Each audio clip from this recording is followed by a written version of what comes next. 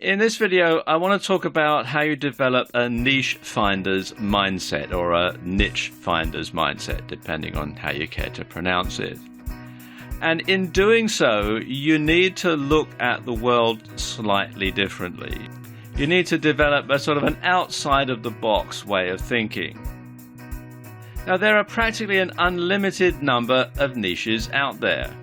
You've got business-related niches, hobby niches, personal development niches, the list just goes on and on. And sometimes the most profitable niches can actually be the most unglamorous ones. Why? Because not many other people are marketing to them, so that leaves the field wide open for you. Now, think about it this way.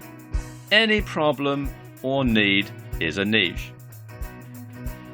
Any hobby or interest is a niche. Anything that can make people's lives easier, happier, or more fulfilled is a niche. So, to put it simply, what you have to do is find a void and fill it. And that's actually easier than you think.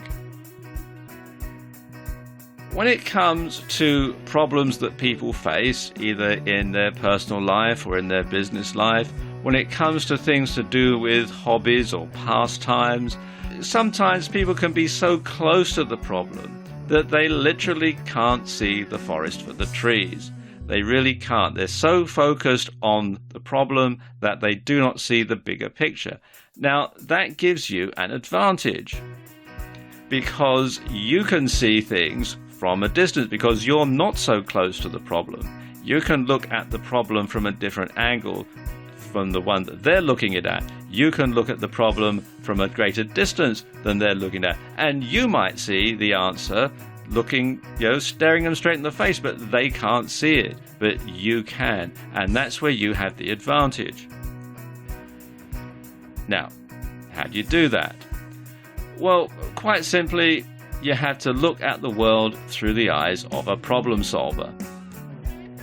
If, like me, you're a fan of the Sherlock Holmes stories by Arthur Conan Doyle, you'll know that Holmes lets the facts lead him to the conclusion, and he will look at something objectively and he will deduce what happened or who's done something from what he sees. Well, the thing is, you need to apply the same principles to niche research as Sherlock Holmes does to finding an answer.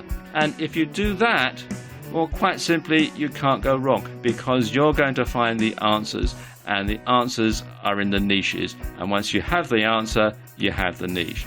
And if it's not a particularly glamorous niche, if it's something that's a rather unglamorous problem that needs to be solved, not a lot of other people are going to be going after it, and that gives you the advantage.